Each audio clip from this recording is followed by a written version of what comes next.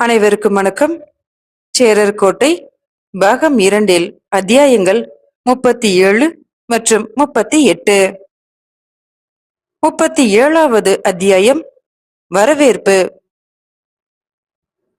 காட்டின் இருளில் உருவான தூய்மையான நீரை மகேந்திரமலையின் உச்சியில் இருந்து அந்த அருவி சோவென ஒரு தாய்மையின் பரிவுடன் வழிய விட்டு கொண்டிருந்தது. இடையில் பாறைகளும் செடி கொடிகளும் குறுக்கிட்டதால் அதன் நீர்த்தாரைகள் இரு பிரிவுகளாக பிரிந்து வழிந்து கொண்டிருந்தன. சற்று தூரத்திலிருந்து அதை பார்ப்பவர்களுக்கு அந்த மலைச்சிகரமே ஏதோ துக்க சாகரத்தில் மூழ்கி போய் இடையறாமல் அழுது கொண்டிருப்பது போன்ற தோற்றத்தை கொடுத்தது. அருவிக்கரையில் கூடியிருந்த பாண்டி படைகளின் முகத்தில் வருத்தமும் துக்கமும் எழுதி ஒட்டி இருந்தன. ஆரைவாய் மொழி போரில் கலந்து கொண்டு சோழர்களை எதிர்த்து நின்று அந்த முயற்சியில் அவர்கள் அனைவருமே ஒட்டு மொத்தமாக அழிந்து ஒளிந்திருந்தாலும் கூட அத்தனை பெரிய துக்கம் ஏற்பட்டிருக்காது எனத்தான் தோன்றியது. சூழ்ந்து நின்ற படைகளின் நடுவே அமர புஜங்கரும் அவருக்கு எதிரில் பாண்டிய இளவலும் அரையன் மானாபரணரும் காணப்பட்டனர். இளவலின் முகம் பாண்டிப்படை வீரர்களை காட்டிலும் அதிக துக்கத்தில் மூழ்கி இருந்தது. அவரது கரங்களை பற்றி ஆறுதல் கூறும் மனநிலையில் மந்திரியார் தெரிந்தார். ஆனால் பாண்டித்தேவரான அமரபுஜங்கரின் முகம் ஆழ்ந்த வருத்தத்திற்கு இடையிலும் ஒரு விதமான மன உறுதியையும் எதற்கும் அஞ்சாத திண்மையையும் காட்டி நின்றது. இந்த மூவருக்கும் அருகில் மகேந்திரகிரியின் பழங்குடி மக்கள் பலரும் கூட்டமாக கூடி நின்றார்கள். சற்று நேரத்தில் பாண்டித்தேவர் எழுந்து அருகில் இருந்த பாறை ஒன்றின் மேல் ஏறி நின்று தம்முடைய இரு கரங்களையும் மேலே உயர்த்தினார்.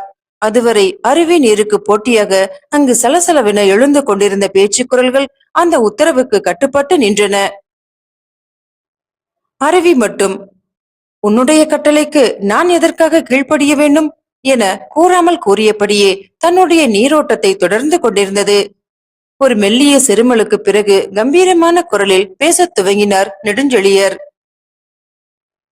அன்னை அங்கையர்கண்ணி அமர்ந்து அருள் பாலிக்கும் பெருமை மிகுந்த பாண்டி நாட்டில் பிறந்த வீராதி வீரர்களே, கடந்த பல நாட்களாக நம்மை அன்புடன் ஆதரித்து வந்த இந்த மலை சிகரங்களையும் இவற்றில் காலகாலமாக வாழ்ந்து வரும் பழங்குடி மக்களையும் பிரிந்து நாம் நமது சொந்த ஊர்களுக்கும் கிராமங்களுக்கும் நகரங்களுக்கும் செல்ல இருக்கிறோம்.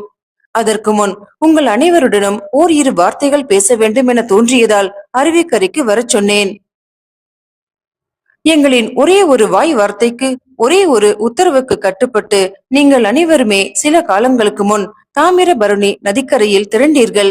நம்பிக்கையுடன் இரவு பகலாக உழைத்தீர்கள். குடும்பத்தாரையும் சுற்றத்தாரையும் விட்டுவிட்டு சரியான உணவோ உடையோ இன்றி பல காலமாக சிரமப்பட்டீர்கள். கிராமங்களிலும் சிற்றூர்களிலும் அலைந்து திரிந்து பழைய ஆயுதங்களை சேகரித்தீர்கள். அவற்றை உருக்கி உருக்கி புதிய ஆயுதங்கள் செய்து கொண்டீர்கள். மிகுந்த சிரமத்துடன் காட்டு வழியில் நடந்து வந்து எதிரிகளை சின்னா பின்னமாக்கிவிடும் வேகத்துடன் இங்கே திரண்டீர்கள். உங்களின் இந்த அன்புக்கும் நம்பிக்கைக்கும் என்ன கைமாறு செய்வது என திகைத்து போய் நிற்கிறேன். இன்றுடன் வீடு திரும்ப போகும் உங்களுக்கு அன்பளிப்பாக கொடுப்பதற்கு நம்மிடம் ஒரே ஒரு பாண்டி மாடை கூட மிச்சமில்லை. அந்த உண்மை மனதை பிசைகிறது. எது நடக்கக்கூடாது என நினைத்தோமோ அது நடந்து விட்டது. எவராலும் வெற்றி கொள்ள இயலாது என கருதப்பட்ட ஆரைவாய் மொழி கோட்டை நேற்று சோழர்களிடம் விழுந்து விட்டது. அத்துடன் வள்ளுவ நாடும் அவர்களுக்கு அடிமைப்பட்டு விட்டது. இன்றோ நாளையோ புறத்தாய நாடும் விழுந்து விடலாம். வேநாட்டின் நிலையும் சொல்லிக் கொள்ளும்படியாக இல்லை. இந்த போரில் கலந்து கொள்ளாமலே நாம் ஒரு வகையில் தோற்றுவிட்டோம். இது எதனால் என உங்களில் பலருக்கும் கேள்விகள் எழலாம். இத்தனை தூரம் படை திரட்டி கொண்டு வந்தது, இத்தனை முயற்சியுடன் வாள்களையும் வேல்களையும் ஈட்டிகளையும் கம்புகளையும் தயாரித்து கொண்டு வந்தது வெறும் கையுடன் திரும்புவதற்கா? இப்படி கோழைகளாக நாடு திரும்புவதற்கு பதில் போரில் கலந்து கொண்டு முடிந்தவரை எதிரிகளை பரலோகத்திற்கு அனுப்பிவிட்டு நாமும் ஒட்டுமொத்தமாக வீர சொர்க்கம் எய்தி இருக்கலாமே என வினவலாம்.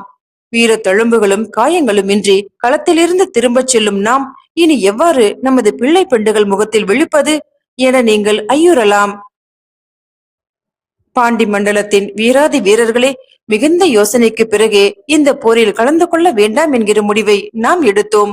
இதனால் உங்களுக்கு மட்டுமல்லாது எமக்கும் பாண்டிய குலத்திற்கும் கூட மிக கொடிய பழிச்சொல்லும் அவப்பெயரும் ஏற்படும் என்பதும் நாம் அறிந்ததே. சோழனின் அரசவை புலவர்கள் பட்டயங்களிலும் பாட்டுகளிலும் நம்மை கேலி பேசுவார்கள். ராஜராஜனை எதிர்க்க வந்த அமரபுஜங்கன் நெடுஞ்செழியன் சோழப்படைகளின் ஆர்ப்பரிப்பை கண்டு பயந்து போய் எங்கோ காடுகளிலும் மேடுகளிலும் ஒளிந்து கொண்டான். சோழவேந்தன் ஆரைவாய் மொழிக்கோட்டை தனக்கே உரியதென தண்டாட்கொண்டான் என்றெல்லாம் கற்பனைகளுக்கு ஏற்றாற் போல எழுதி வைப்பார்கள். தட்சிண தேசத்தின் பிற்கால சந்ததியரும் அதுவே உண்மையென நம்பினாலும் நம்புவார்கள். ஆனாலும் இந்த சிரமமான முடிவை நாம் எடுத்தோம். ஏனெனில் நீங்களும் நாமும் உயிர் பிழைத்திருப்பது முக்கியம். போரில் முழு மூச்சாக கலந்து கொண்டு நாம் அனைவரும் நேற்றோடு வீர சொர்க்கம் புகுந்திருந்தால் பாண்டி நாடு இனி எழுந்திருக்கவே முடியாத மோட நிலைக்கு சென்றிருக்கும். பாண்டி மண்டலம் என்பதே ஒரு பண்டைய வரலாறாக எங்கோ எப்பொழுதோ வாழ்ந்து மறைந்த மக்கள் தொகையாக மண்ணோடு மண்ணாக மறைந்து போயிருக்கும். இன்று நீங்களும் நாமும் பிழைத்திருப்பதால் பாண்டி மண்டலமும் இன்னும் உயிர்ப்புடன் இருக்கிறது. நிலப்பரப்பாக இல்லாவிடினும் ஒரு உயிர் பரப்பாக இன்று நாம் பாண்டி மண்டலத்தை காணுகின்றோம்.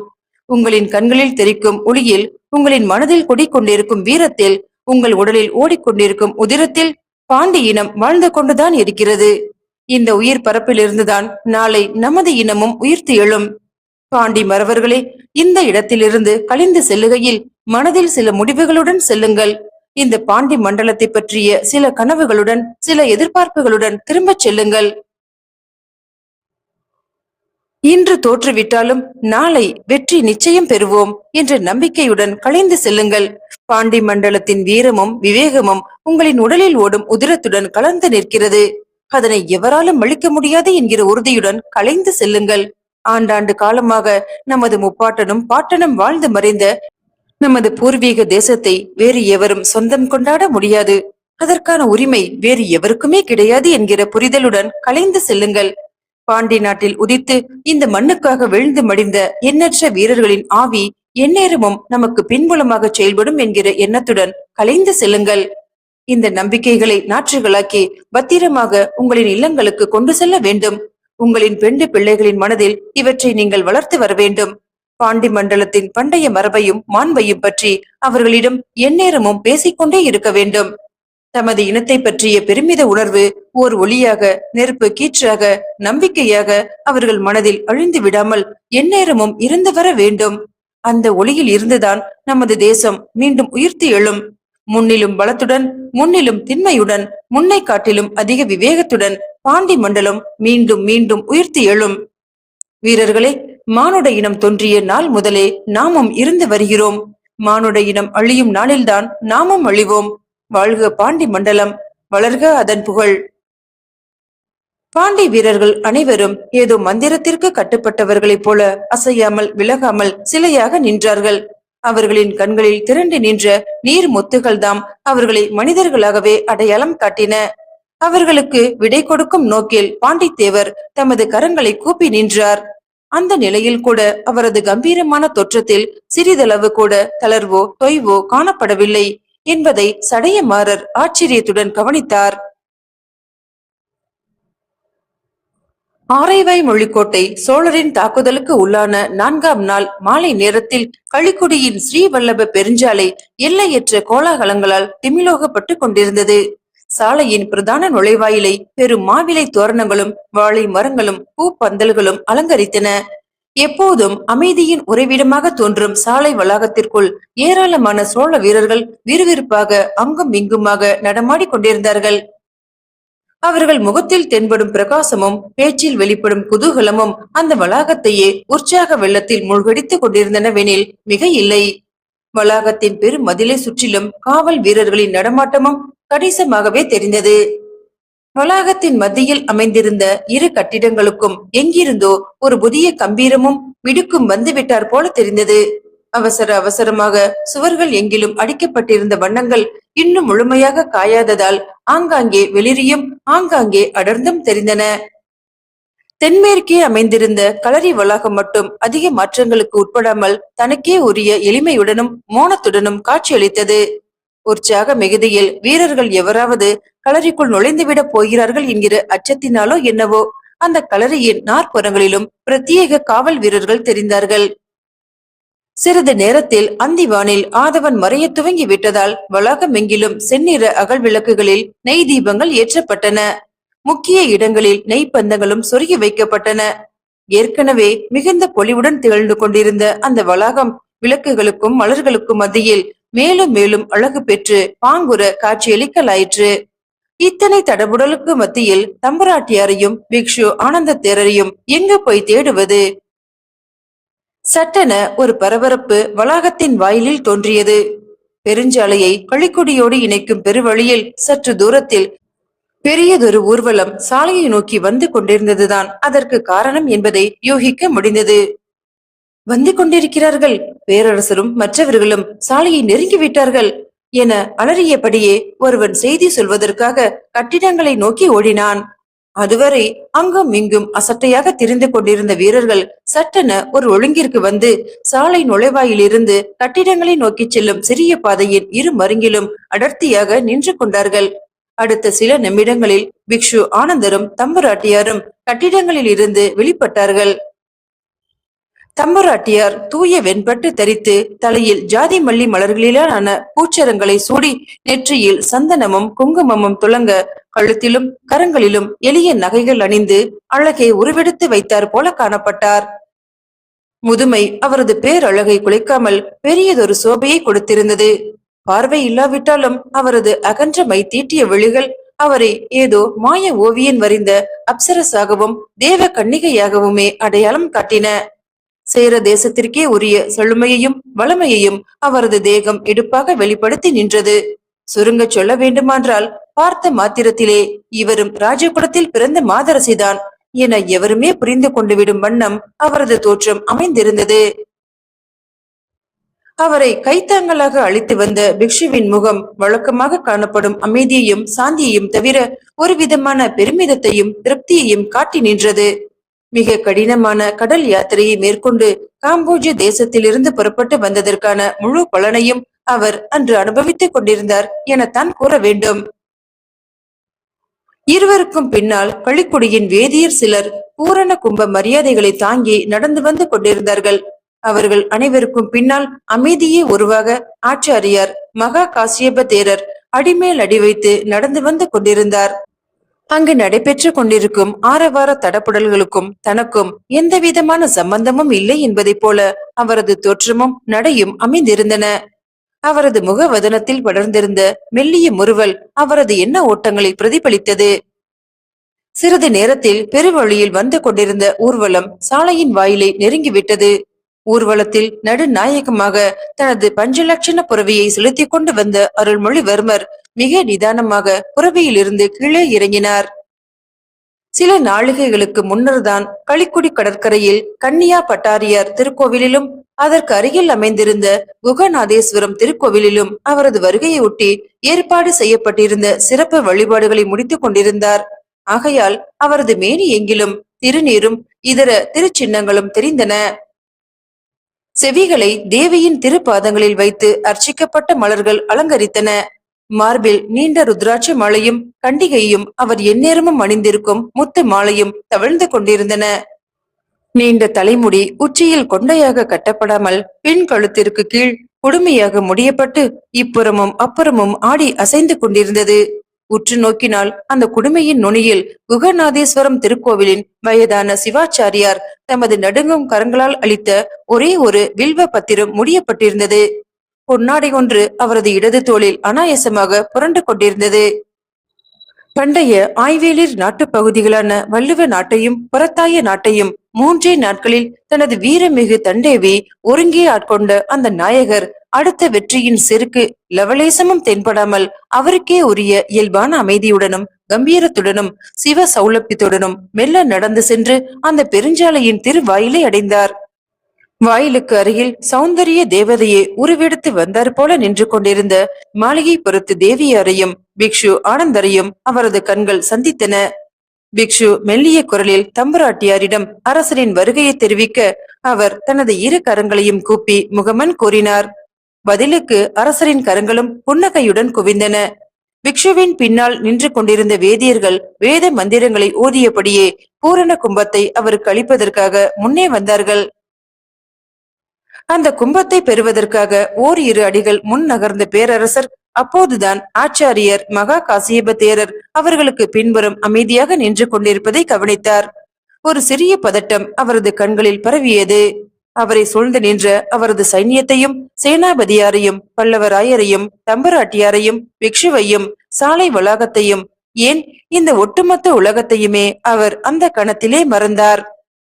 கரங்கள் பொன்னாடையை உடனடியாக களைந்து இடுப்பில் கச்சாக தரித்தன. கும்பத்துடன் நின்று கொண்டிருந்த வேதியர்களை சற்று பொறுக்கும்படி சைகை செய்துவிட்டு விடுவிடுவென நடந்து சென்று யோசிக்காமல் ஆச்சாரியாரின் பாதங்களை பணிந்தார். தனது நீண்ட வாழ்வில் சகல விதமான மேடு பள்ளங்களையும் தரிசித்து இடைவிடாத தியானத்தினால் உலகாயத்தின் அத்தனை பந்தங்களையும் பற்றுதல்களையும் துறந்து நின்ற ஆச்சாரியரையே அந்த செய்கை துணுக்குற வைத்தது. அந்த கடத்தில் அவர் கண்களில் இருந்து சோழ பேரரசர் மறைந்து போக பல பல ஆண்டுகளுக்கு முன் தம்மிடம் ஒரு நாள் தமிழ் இலக்கணங்களையும் பௌத்த தத்துவங்களையும் பயில்வதற்காக வந்து சேர்ந்த 20-25 வயது பிராயமுள்ள இளைஞன் கண்களுக்கு தெரிந்தான். அன்றும் இதே போலத்தான். யோசிக்காமல் யார் என்னவென்று தாம் விசாரிப்பதற்குள்ளாக சரையல் என கால்களில் விழுந்தான். இன்றும் காலமும் சூழலும் எப்படியெல்லாமும் மாறிவிட்டன. இருந்தாலும் அதே பணிவு, அதே வணக்கம். உங்களுக்கும் எனக்கும் இடையிலான குரு சிஷ்ய உறவில் எவ்வித மாற்றமும் இல்லை. நான் ஒரு நாட்டின் மன்னன் தான், சோழ பேரரசன்தான்.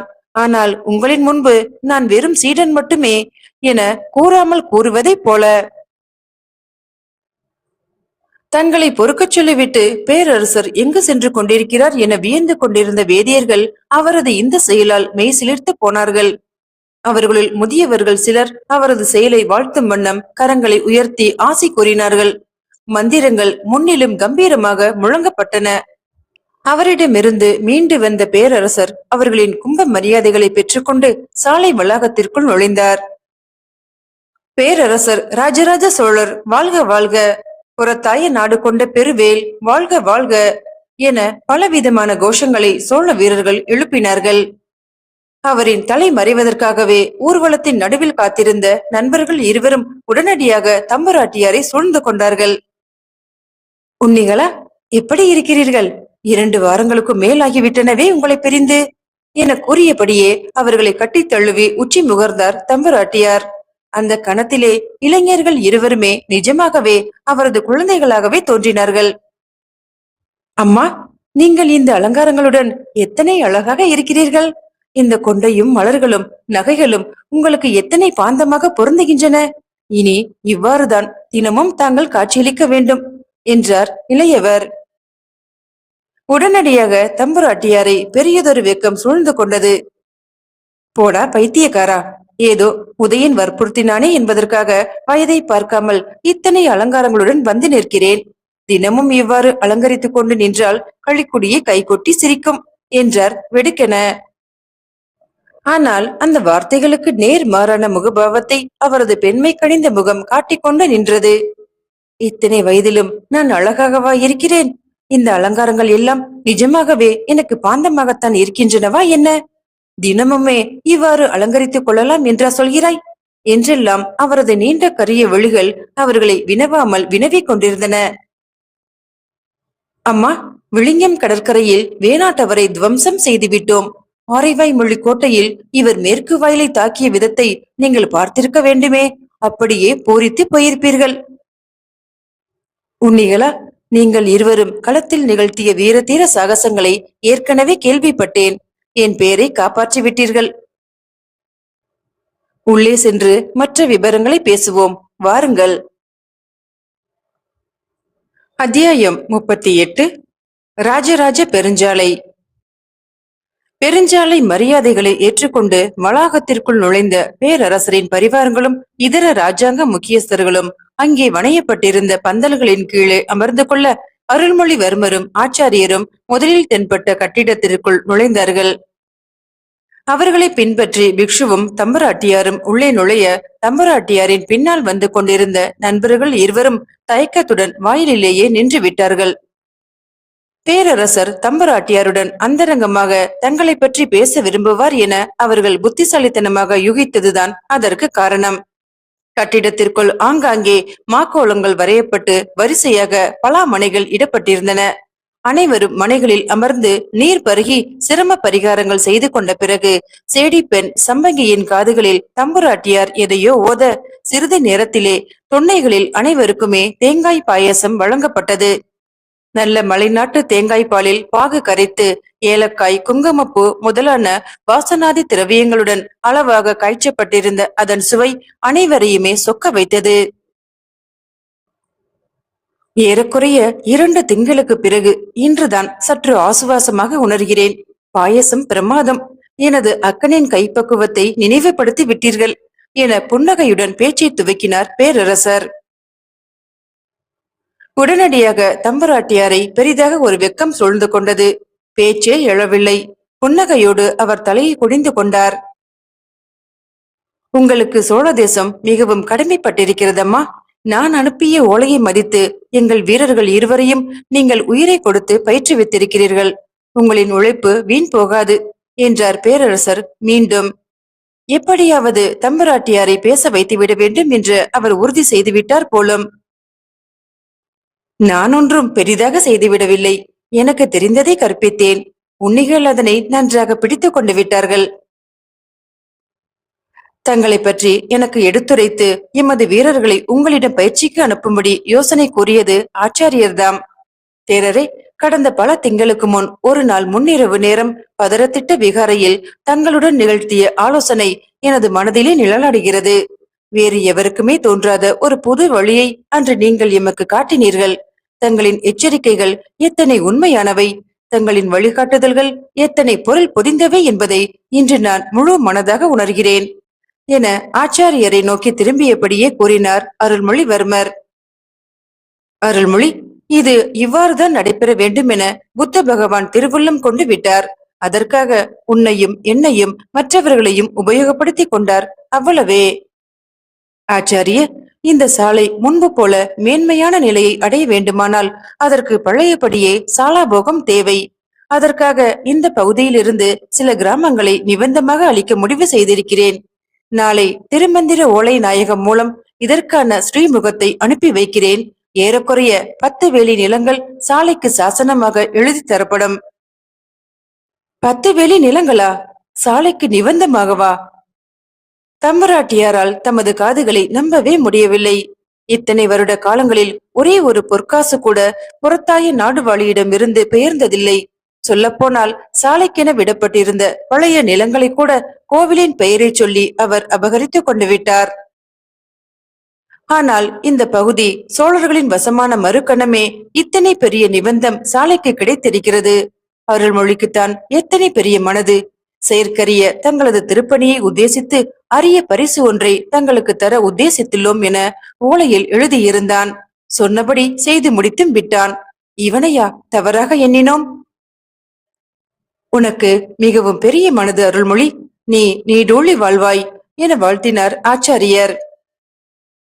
என் மனதில் உள்ளதை தாங்கள் கூறிவிட்டீர்கள். இது மிகப்பெரிய உதவி பேரரசே.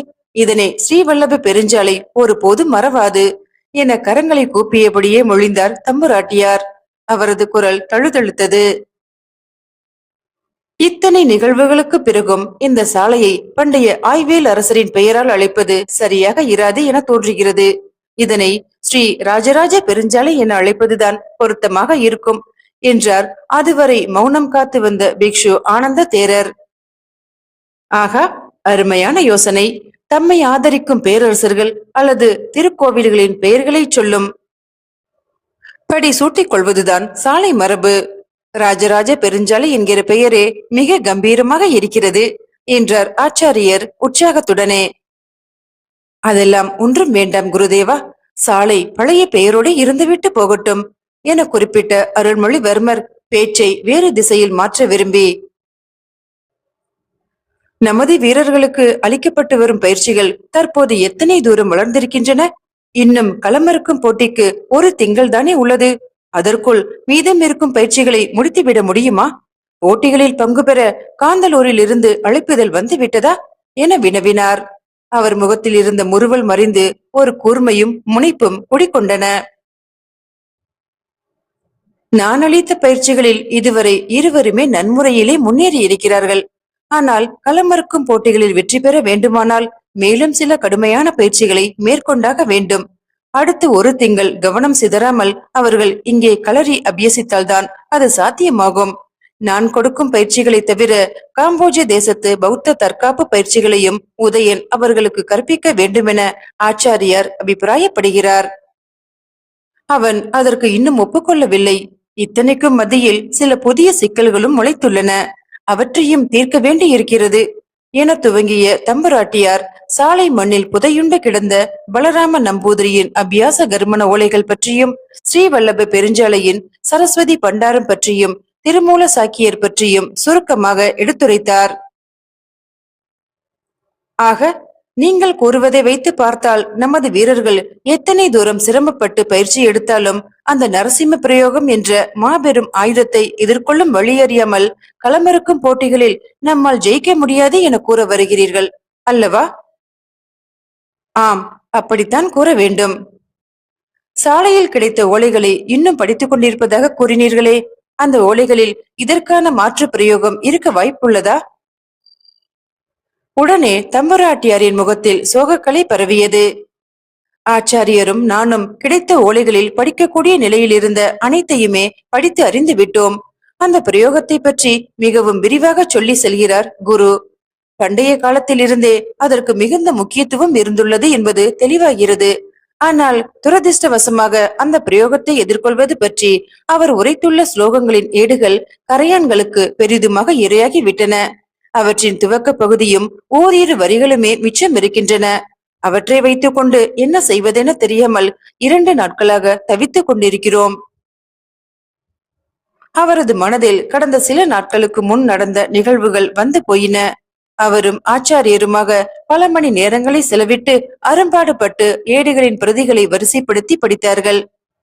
நரசிம்ம பிரயோகத்தை ஆசான் பலராம நம்பூதிரி மிகவும் விளக்கமாகவே எழுதியிருந்தார். அந்த ஸ்லோகங்களின் முதல் வரிகளைத்தான் போருக்கு கிளம்புவதற்கு சற்று முன்னால் இளையவர் கம்பன் மணியனார் கண்ணுற்றார் என்பது வாசகர்களுக்கு நினைவிருக்கலாம். நரசிம்ம பிரயோகம் பற்றி அப்படி என்னதான் அந்த ஓலைகளில் எழுதியிருந்தது என வினவினார் பேரரசர். அந்த கேள்வி தம்பராட்டியாரை தர்ம சங்கடத்தில் ஆழ்த்தியது. சாலையின் மாணவர்களை தவிர வேறு எவரிடமும் அபியாச கர்மண ஓலைகளின் ரகசியங்களை தெரிவிக்க கூடாது என்கிற பண்டைய மரபு அவரது நாவை கட்டி போட்டது. தன் மீதும் சாலையின் மீதும் இத்தனை அன்புடன் நடந்து கொள்ளும் பேரரசர் தம்மை தவறாக நினைத்துக் கொள்வாரோ என்ற அச்சமும் அவருக்கு ஏற்பட்டது. என்ன செய்வதென தெரியாமல் திகைத்து போய் கண்களில் நீர் முட்ட சிலையாகி நின்று விட்டார். நிலைமையை புரிந்து கொண்ட ஆச்சாரியார் மகா காசியபர் கம்பீரமான குரலில் கீழ்கண்டவாறு மொழிந்தார். தாயே, உன்னுடைய தயக்கம் எனக்கு புரிகிறது.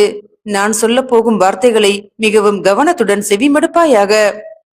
ஒவ்வொரு மரபும் ஒவ்வொரு சட்ட திட்டங்களும் குறிப்பிட்ட காலகட்டத்தில் குறிப்பிட்ட சூழலில் வாழும் மனிதர்களுக்காகவே ஏற்படுத்தப்பட்டவை. கால சுழற்சியில் ஏற்படும் மாறுதல்களுக்கு ஏற்ப அவையும் சில பல மாறுதல்களுக்கு உட்பட்டவையே. மூல நோக்கங்களை சிதைக்காமல் காலத்திற்கு ஏற்றவாறு மாற்றங்களை ஏற்படுத்தும் உரிமையை நமது மூதாதையர்கள் நமக்கு அளித்துவிட்டே சென்றிருக்கிறார்கள். ஆனால் நாம் தான் அவற்றையெல்லாம் சரிவர உபயோகிப்பதில்லை. மாற்றங்கள் மரபுகளுக்கு எதிரானவை என நாமே எண்ணிக்கொள்கிறோம். ஆனால் கால மாற்றங்களுக்கு உட்படுத்தப்படாத எந்த சட்ட திட்டங்களும் மரபுகளும் நாளடைவில் இறுகி போய் விலங்காக மாறிவிடுவதையும் நாமே காண்கிறோம் அல்லவா? அபியாச கர்மணங்களை சாலையின் மாணவர்களை தவிர வேறு எவருடனும் பகிர்ந்து கொள்ளக்கூடாது என்கிற பண்டைய மரபை இன்றைய நிலையில் நீ கையாள முடியாது, கையாளவும் கூடாது. அப்போது நிலவிய சூழலே வேறு, இப்போது நிலவும் சூழலே வேறு.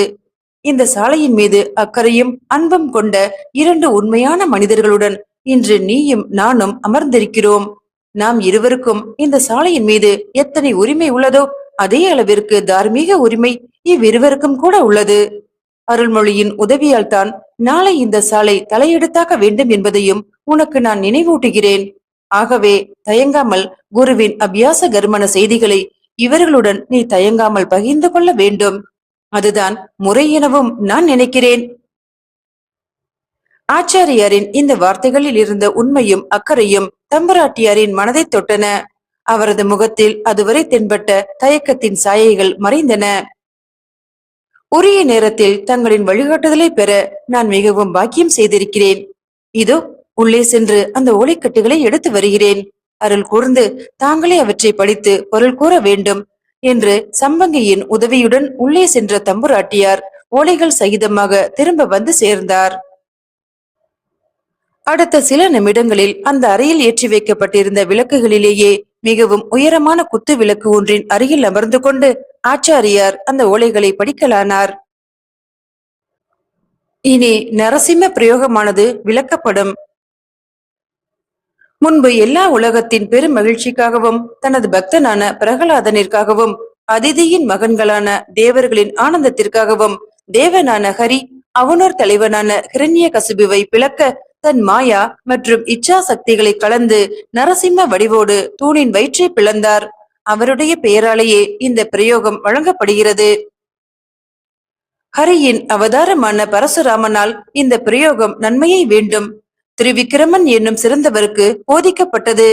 அறிவாளியான அவரால் இந்த பிரயோகம் ஒளி உடைய ருக்மாங்கதனுக்கும் சுனதன் மற்றும் சத்ருகன் என்னும் பெயர் உடையோருக்கும் போதிக்கப்பட்டது. சிறந்த சீடர்களான அவர்கள் தங்கள் உயிர் நீங்கும் வேளையில் பெரும் முயற்சியோடு காக்கப்பட வேண்டிய இந்த பிரயோகத்தை தங்களின் சீடர்களுக்கு அளித்தனர். மிகவும் ரகசியமான இந்த பிரயோகத்தில் சில நியமங்கள் உள்ளன. அறிவாளியான ஒருவன் தன் உயிருக்கு ஆபத்து நேரும் காலத்தில் மட்டுமே இதனை பயன்படுத்த வேண்டும். அவ்வாறே சாத்திரமறிந்த ஒருவன் தன் சந்ததியை காப்பாற்ற, அதாவது தனக்கு பிறந்த குழந்தைகளின் உயிரை காப்பாற்ற இதனை பின்பற்றலாம். இல்லையெனில் இது சந்ததியை அழிக்கும் பாவத்திற்கும் வழிவகுக்கும். இணையற்ற இந்த பிரயோகத்திற்கு எதிரான செயல் இல்லை. ஆயினும் ஒரு மகாத்மாவினால் ஒரு எதிர் பிரயோகம் கண்டறியப்பட்டது. மூழிக்குளத்தின் பெயருடைய அறிவார்ந்த வில்லாளியினால், அதாவது மூழிக்குளத்து ஆசானால் முன்பு நரசிம்மாசனம் என்ற பிரயோகத்தை அடக்கும் முறை கண்டறியப்பட்டது. விளக்கம் கூறிக்கொண்டிருக்கும் போதே ஓலைகளிலிருந்து கண்களை மீட்டுக்கொண்ட ஆச்சாரியார் நிமிர்ந்து பேரரசரை பார்த்தார். அவ்வளவுதான் அருள்மொழி. இதற்கு பிறகு எத்தனை தேடியும் இதன் தொடர்ச்சி கிடைக்கவே இல்லை. நான் எத்தனை துரதிருஷ்டசாலி என்பது இதிலிருந்தே தெரிகிறதல்லவா என்றார் தம்புராட்டியார். அருள்மொழிவர்மரின் கண்கள் ஒரு முறை மூடின, புருவங்கள் முடிச்சிட்டன. நாசையிலிருந்து பெரும் மூச்சு ஒன்று ஆழமாக உள் இழுக்கப்பட்டு நுரையீரல்களை நிறைத்தது. முகத்தில் எல்லையற்ற சாந்தியும் அமைதியும் படிவதை காண முடிந்தது. கண்கள் அந்த அறை முழுவதும் படிந்திருந்த இருளை மீறி ஏதோ ஒரு தீட்சண்யத்துடன் ஒளிர்ந்தன. இது தங்களின் அதிர்ஷ்டம் அல்லது துரதிர்ஷ்டம் சம்பந்தப்பட்ட விஷயமல்ல என்றுதான் என் சிற்றறிவிற்கு தோன்றுகிறது அம்மா. இறைவன் நமக்கு எதிரே தெரியும் ஒரு சாளரத்தை அடைக்கிறான் என்றால் எங்கோ வேறு ஒரு இடத்தில் அதனை விட பெரிய சாளரம் ஒன்றை திறந்து வைத்திருக்கிறான் என்றுதான் அர்த்தம். காரண காரியமற்று இந்த உலகிலே எதுவுமே நடப்பதில்லை. சற்று யோசித்து பார்த்தால் இந்த பண்டைய கிரந்தங்கள் தங்கள் கரங்களுக்கு கிடைத்ததே ஒரு மிகப்பெரிய அதிசயம் தானே. குறைந்தபட்சம் அந்த பயங்கர தாக்குதலுக்கு ஒரு மாற்று பிரயோகம் நிச்சயம் ஒன்று உண்டு என்பதும் அது மூழிக்குளத்து குருவினால் முன்னாளில் கண்டறியப்பட்டது என்கிற உறுதியான தகவலும் இதிலிருந்து நமக்கு கிடைக்கிறதல்லவா என வினவினார் பேரரசர். தம்புராட்டியாரை பளிச்சென அந்த வார்த்தைகள் தாக்கின. உள்ளுக்குள் ஒரு திரை விளக்கப்பட்டது போல தோன்றியது. காரண காரியமற்று இந்த உலகில் எதுவுமே நடப்பதில்லை. இதனை எத்தனையோ முறை எத்தனையோ பேர் சொல்ல கேட்டிருக்கிறோம். ஆனால் இன்று இந்த கணத்தில் அருள்மொழியின் வாய் வார்த்தையாக அது வெளிப்படும் போது ஏனோ நேரடியாக மனதை தைக்கிறது. அந்த வாக்கியத்தின் முழு பொருளையும் அவன் உணர்ந்து சொல்வதனால் ஏற்படும் விளைவா இது, அல்லது அந்த வார்த்தைகளின் பொருளை உணரும் தகுதியும் மனமும் இன்றுதான் நமக்கு வாய்த்துள்ளதா? அதுவரை தன்னை சபிக்கப்பட்டவராகவும் துயரங்களை அனுபவிப்பதற்காகவே பிறப்பு எடுத்தவராகவும் நினைத்து கொண்டிருந்த தம்புராட்டியார் வாழ்வின் அனைத்து நிகழ்வுகளையும் அந்த கணத்திலே வேறு கோணத்திலிருந்து பார்க்க துவங்கினார். உலகின் காரண காரியமற்று எதுவுமே நடைபெறுவதில்லை. மாளிகைப்புறத்து வீட்டின் மானத்தை காக்கப் போகிறேன் என கோப ஆவேசத்துடன் வீட்டை விட்டு ஒருவரிடமும் சொல்லாமல் வெளியேறியது. வெள்ளாட்டியாக வேடம் பூண்டு காந்தலூரில் வித்தை கற்றது. குரு தட்சணையாக அதற்கு தம்மையே விலையாக தந்தது. வேஷம் வெளிப்பட்டது. தம்மை நம்பி தம் வயிற்றில் உதித்த ஜீவனை இழந்தது. இந்த சாலையே கதியென கிடந்தது.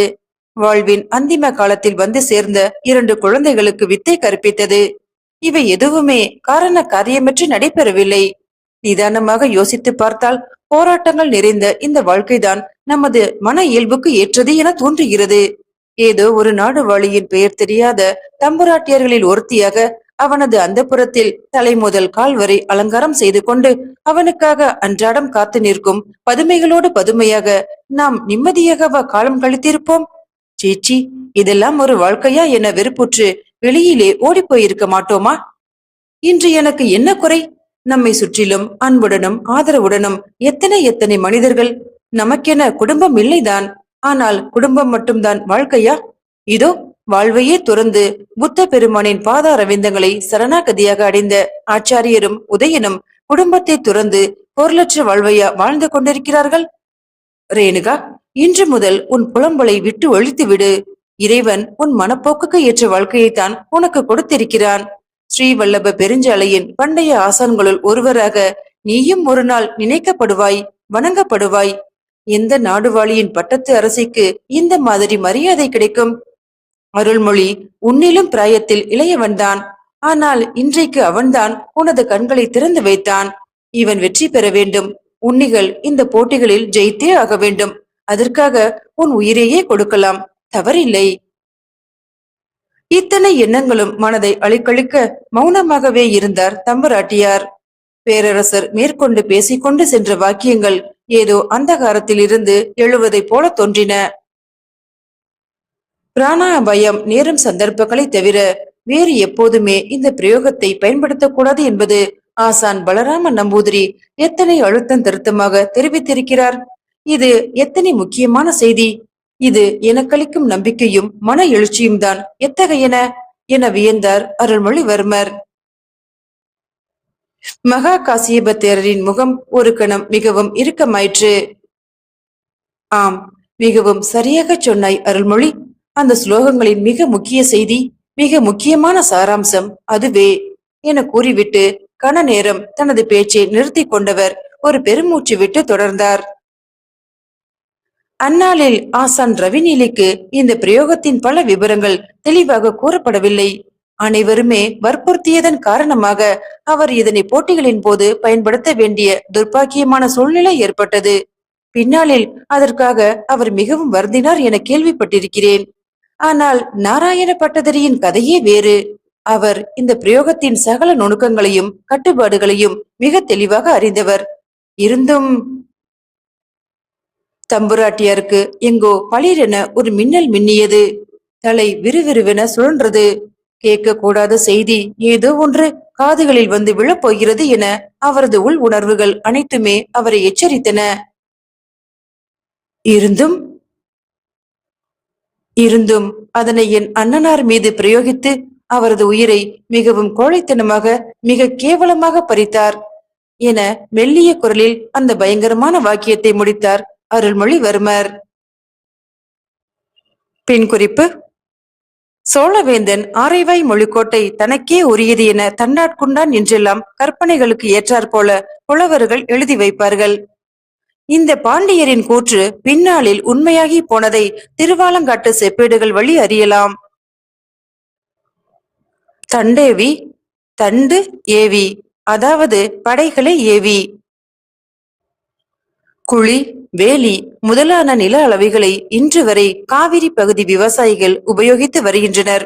ஒரு வேலி என்பது 2000 குழி, அதாவது 2,88,000 சதுர அடி. ராஜராஜ பெருஞ்சாலை. கன்னியாகுமரியில் குகநாதேஸ்வரம் திருக்கோவிலில் அமைந்துள்ள ராஜேந்திர சோழரின் கல்வெட்டுகள் ராஜராஜ பெருஞ்சாலையை பற்றி குறிப்பிடுகின்றன. மீண்டும் நாளைய பதிவில் சந்திக்கலாம். நன்றி. எல்லாரும் 2 அத்தியாயம் வாசிக்கிறத பத்தி கேட்டிருந்தீங்க. வாசிக்கலாம், ஆனா எனக்கு இப்போ கொஞ்சம் நேரம் பத்த மாட்டேங்குது. ஏன்னா பசங்களுக்கு முழு பரீட்சை நடக்கிறதுக்கு, பிராக்டிக்கல் நடக்கிறதுக்கு கொஞ்சம் நிறைய வேலை இருக்கு, நேரம் பத்த மாட்டேங்குது. அதுவும் இல்லாம இது அந்த மூவேந்தர்களை பற்றியும் ஒவ்வொரு பகுதி நிறைய இருக்கு. ஒவ்வொரு அத்தியாயத்திலையும் ட்விஸ்ட் இருக்கு. அதனால 2 அத்தியாயமா சேர்த்து வாசிக்கும் போது அது கொஞ்சம் ஏதோ ஒண்ணு மிஸ் ஆகுற மாதிரி தோணும். அதனால ஒவ்வொரு அத்தியாயமும் வாசிக்கலான்னு தான் இருக்கேன். இன்னொன்னு என்னன்னா, சில அத்தியாயங்கள் சின்னதாவும் பெருசாவும் மாறி மாறி இருக்கு. ஒரு ஸ்டாண்டர்டா இல்ல. ஒரு அதிகபட்சமா 20, 25 நிமிஷத்துக்குள்ள ஒரு அத்தியாயம் இருந்துச்சுன்னா, ஒரு அத்தியாயமா வாசிக்கிறேன். இல்ல 10, 12 நிமிஷமா இருந்துச்சுன்னா 2 வாசிக்கிறேன். முடிஞ்ச அளவு 2 பகுதி வாசிக்கிறதுக்கு பாக்குறேன். நேரம் இல்லாததால தான் உங்களோட கமெண்ட்ஸ்களுக்கும் கூட என்னால பதில் சொல்ல முடியல. அட்ஜஸ்ட் பண்ணிக்கோங்க ஃப்ரெண்ட்ஸ். தேங்க்யூ.